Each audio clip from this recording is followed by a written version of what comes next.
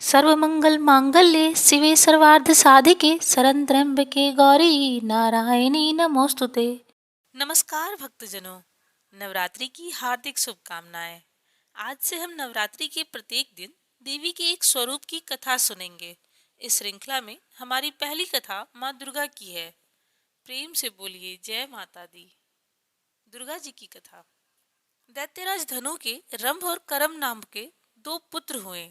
बड़े हो जाने पर इन दोनों पुत्रों के कोई संतान न होने पर धनु की आज्ञा से दोनों ने 5 नदियों के संगम पर तपस्या करनी आरंभ कर दी।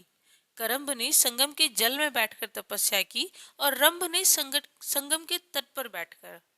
इन दोनों की घोर तपस्या से इंद्र का सिंहासन हिल उठा और उसे बड़ी चिंता हुई। एक दिन इंद्र ने ग्राह का रूप धरकर जल में ही करम्ब का पांव खींचकर उसे डुबो दिया। इस प्रकार उसकी मृत्यु हो गई। करम्ब की इस प्रकार अचानक मृत्यु देखकर रंभ को बड़ा दुख हुआ। उसने आत्मदाह करने का निश्चय कर लिया। जब वह चिता जलाकर उसमें कूदने लगा तब अग्निदेव ने प्रकट होकर उसका हाथ पकड़ लिया और कहा, रंभ तू तपस्वी है और आत्महत्या से बड़ा कोई पाप नहीं है। तुम इस जघन्य अपराध के विचार को त्याग दो और जो भी तुम्हारी इच्छा हो वह वर मुझसे मांग लो। यह सुनकर रंभ ने कहा, यदि आप वर देना चाहते हैं तो मुझे ऐसा पराक्रमी पुत्र दीजिए जो देवराज इंद्र सहित तीनों लोकों को जीत सके। अग्निदेव ने कह दिया कि तुम्हारी मनोकामना अवश्य पूरी होगी। अब तुम जिसके साथ रति करोगे उसी से सूरवीर बालक पैदा होगा और तुम्हारी इच्छा पूरी होगी। यह वर पाकर रंभ प्रसन्न होकर लौट रहा था तो मार्ग में वह एक भैंसे पर आसक्त हो गया। फलस्वरूप उस भैंस ने एक परम पराक्रमी प्राणी को जन्म दिया जिसका शरीर तो राक्षस का था परंतु उसका मुख भैंसे के समान था। अतः इसका नाम महिषासुर प्रसिद्ध हुआ। समय आने पर रंभ की भी मृत्यु हो गई और महिषासुर सुमेर पर्वत पर तपस्या करने चला गया। घोर तप के बाद ब्रह्मा जी ने उसे दर्शन देकर वर मांगने को कहा।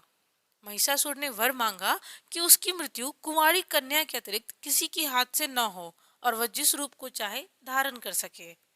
वर देकर ब्रह्मा जी अंतर ध्यान हो गए। तब दैत्यराज महिषासुर अपनी राजधानी लौट कर आया। मौका देखकर महिषासुर ने अपनी भारी सेना सहित इंद्रपुरी पर आक्रमण कर दिया। देवता और दैत्यों को कई वर्षों तक युद्ध होता रहा। ब्रह्मा जी के वरदान के कारण देवताओं के किसी भी शस्त्र से महिषासुर मारा न जा सका। लड़ाई में देवताओं की हार हुई और समस्त देवता अपने अपने लोक छोड़कर जान बचाने के लिए इधर उधर भागने लगे। इंद्रपुरी और देवलोक पर अधिकार करने के बाद महिषासुर ने अन्य लोगों पर भी अत्याचार शुरू कर दिए। देवता मिलकर ब्रह्मा जी के पास गए और महिषासुर के अन्याय की सब कथा कह सुनाई। देवताओं की पुकार सुनकर ब्रह्मा जी ने उन्हें महिषासुर की मृत्यु केवल कुंवारी कन्या के हाथ से होने वाली वरदान की बात बताई तो देवताओं में नीरवता छा गई। महिषासुर के विनाश के लिए किसी अन्य उपाय की खोज में देवता ब्रह्मा जी को साथ लेकर भगवान शंकर और विष्णु के पास गए। देवताओं को दुखी देखकर आत्माओं ने अत्याचार का वर्णन भी उन्हें कह सुनाया। देवताओं की दुख भरी बातें सुनकर भगवान विष्णु और शंकर जी के मस्तक से बिजली कड़कने लगी। क्रोध के कारण मुख से एक महान शक्तिशाली पुंज प्रकट हुआ। ब्रह्मा जी के मुख से भी एक तेज निकला और इसी प्रकार सभी देवताओं के मुख से निकले हुए तेज पुंज में सम्मिलित होता गया। जब सभी तेज एकत्र हो गए तो उसने एक अति सुंदर नारी का रूप धारण कर लिया। देवताओं के निकले हुए तेज से ही शक्ति के विभिन्न अंग बने। भगवान शंकर के तेज से उस देवी का मुख प्रकट हुआ। यमराज के तेज से मस्तक के केस, विष्णु के तेज से भुजाएं, चंद्रमा के तेज से स्तन, इंद्र के तेज से कमर, वरुण के तेज से जंघा, पृथ्वी के तेज से नितंब, ब्रह्मा के तेज से चरण, सूर्य के तेज से दोनों हाथों की उंगलियां, प्रजापति के तेज से सारे दांत, अग्नि के तेज से दोनों नेत्र, संध्या के तेज से भौहें, वायु के तेज से कान और अन्य देवताओं के तेज से देवी के भिन्न भिन्न अंग बने। इसके पश्चात भगवान शिव ने उस देवी को अपना त्रिशूल दिया। विष्णु ने चक्र, वरुण ने दिव्य शंख और पास, अग्नि ने शक्ति व बाण से भरे तरकस, इंद्र ने वज्र, यमराज ने दंड, प्रजापति ने स्फटिक मणियों की माला, ब्रह्मा जी ने कमंडल, काल ने ढाल, तलवार। इसी प्रकार भगवान राम ने धनुष, हनुमान ने गदा आदि अस्त्र शस्त्र उस देवी को भेंट किए। सूर्य ने उसकी रोमकूपों में अपनी किरणों को भर दिया।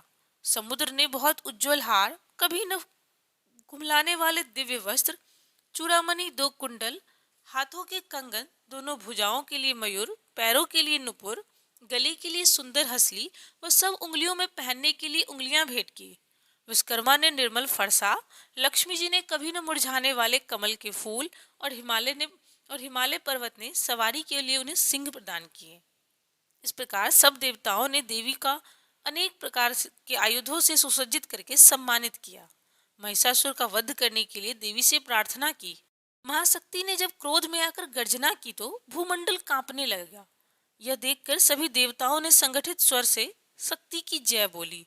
इस समय महिषासुर अपनी भक्ति में लीन था। उसने देखा कि पृथ्वी से आकाश तक उथल पुथल मची है। क्रोध में आकर उसने शक्ति का नाश करने की ठान ली और वह महाबली अपने दैत्यों को लेकर शक्ति को मारने के लिए दौड़ा। महिषासुर की आंखें देवी की ओर देखते ही चुंधिया गई। दुर्गा अपने विराट रूप में क्रोधित होकर खड़ी थी। सर्वप्रथम महिषासुर का सेना नायक देवी से लड़ने आया। लाखों राक्षस अनेक अस्त्र शस्त्रों से अकेली देवी पर लगातार प्रहार करते रहे और जगदम्बा मातेश्वरी दुष्ट आत्माओं का खात्मा करती रही। माँ दुर्गे ने कई बड़े बड़े राक्षसों को अपनी गदा और त्रिशूल से मौत की नींद सुला दिया। अनगिनत राक्षस मारे गए और हजारों अपनी बाहें खो बैठे। कईयों का सिर धड़ से अलग हो गया। जो मूर्ख थे वह मैदान छोड़कर भाग गए। कहीं दैत्य मौत के डर से देवी के पांवों में गिरकर क्षमा मांगते रहे। दैत्यों के इस घोर विनाश को देखकर महिषासुर का सेनापति चिक्षुर क्रोधित स्वर में चिल्लाया, ऐ कन्या, तू मेरी सेना का मौत के घाट उतार तूने मेरी सेना की मौत का दैत्यों के इस घोर विनाश को देखकर महिषासुर का सेनापति चिक्षुर क्रोधित स्वर में चिल्लाया, ऐ कन्या, तूने मेरी सेना को मौत के घाट उतार दिया, लेकिन तुझे मेरी शक्ति का अनुमान नहीं है। अब तू मेरे लोहे जैसे हाथों से बचकर नहीं जा सकती। मैं तेरा सर्वनाश कर दूंगा। और फिर पल भर में ही सेनापति अपने बचे हुए साथियों के साथ तीरों की ऐसी बौछार करने लगा कि जैसे आंधी चलने से रेत उड़ती है। रणभूमि की दशा और राक्षसों के इतने तेज प्रहार को देखकर देवी ने भी कोप में तीर कमान को निकाला और एक ही तीर से इतने तीर निकलने लगे कि जैसे भयानक रात में लाखों जुगनू भटक रहे हों। इन तीरों ने राक्षसों के सीने छलनी कर दिए। लड़ते लड़ते सेनापति चिक्षुर के सारे हथियार समाप्त हो गए तो वह ढाल और तलवार लेकर ही मातेश्वरी की तरफ दौड़ा। उसने तलवार से देवी पर प्रहार किया, लेकिन जब तलवार देवी के शरीर से टकराई तो टुकड़े टुकड़े होकर पृथ्वी पर गिर पड़ी। फिर चिक्षुर ने त्रिशूल से देवी दुर्गा पर वार किया। चमकते हुए त्रिशूल को अपनी ओर आता देख जगदम्बा ने भी उस पर त्रिशूल फेंका। देवी का त्रिशूल चिक्षुर के त्रिशूल से टकराकर उसे भी चिक्षुर की ओर ले चला और फिर उस त्रिशूल ने सेनापति का सीना चीर डाला। अपनी सेना का खून पानी की तरह बहता देखकर महिषासुर ने एक विकराल भैंस का रूप धारण करके देवी को मारने की एक असफल कोशिश की। यह देखकर जगदम्बा को बड़ा क्रोध आया और उसने किसी प्रकार दैत्यराज महिषासुर को बांध लिया। लेकिन उसी समय महिषासुर ने भैंसे का रूप त्याग कर सिंह का रूप धारण कर लिया। जब शक्ति ने उसे अपने बाणों से बस में कर लिया तब उसने अपने आप को एक बड़े गजराज के रूप में बदल दिया और अपने सूंड से देवी को अपनी ओर खींचने लगा। देवी ने भी तीव्र प्रहार किया और गजराज की सूंडें काट डाली। तब पुनः महिषासुर महादैत्य ने अपने को फिर से भैंसे में परिवर्तित कर लिया। इस समय माता ने भी अपनी शक्तियों सहित महिषासुर के चलाए गए शस्त्रों को चकनाचूर करने लगी। तीव्र क्रोध में आकर शक्ति ने जब एक गर्जना करके कहा, तूने अभिमान में आकर देवताओं से उनका अधिकार छीनकर उनकी पवित्र आत्माओं को बड़ा कष्ट दिया है। अरे मूर्ख, मैं तेरा सर्वनाश करके ही चैन लूंगी। इतना कहते ही देवी ने उछलकर महिषासुर को पकड़ लिया। अपने पांव तले दबाकर उसके कंड पर त्रिशूल का प्रहार किया तो महिषासुर अपने असली रूप में भैंसे के शरीर से बाहर आने लगा। अभी वह आधा ही बाहर निकल पाया था कि देवी ने अपनी शक्ति से उसे वहीं रोक दिया और तलवार से तुरंत ही उसका सिर काट डाला। अपने महाराज दैत्य महिषासुर की इतनी बुरी दशा देखकर शेष सभी मैदान छोड़कर भाग गए। महिषासुर को मरा देखकर सब देवी देवताओं में खुशी की लहर दौड़ गई और सब मिलकर मातेश्वरी दुर्गा की आरती उतारने लगे। विजय प्राप्ति के बाद समस्त देवताओं ने देवी के आगे अपने आप को नतमस्तक होकर बारंबार यह विनय की कि आपने एक महान बलशाली राक्षस को मार हमें अभय प्रदान किया। हमारे छिने हुए अधिकार हमें पुनः प्राप्त हुए। हमारी सब इच्छाएं पूर्ण हो गई हैं। हम आपसे यही विनय करेंगे कि जब भी हम आपका स्मरण करें, आप दर्शन दिया करें और हमारे संकटों का निवारण किया करें। आप हमारे शत्रुओं का नाश करके सबको प्रसन्न किया करें। दुर्गा सप्तशती की कथा अनुसार महिषासुर का अंत करने के बाद भी जब अन्य राक्षसों जैसे चंडमुंड, रक्तबीज, शुंभ निशुंभ आदि से देवता सताए गए, तब माँ दुर्गा ने अवतरित होकर राक्षसों का वध करके देवताओं को भयमुक्त किया। माँ दुर्गा आज भी जन जन में शक्ति रूप में विद्यमान है और जो भी उन्हें सच्चे मन से पुकारता है वह अंग संग सहायता करती हैं। बोलिए अम्बे मात की जय।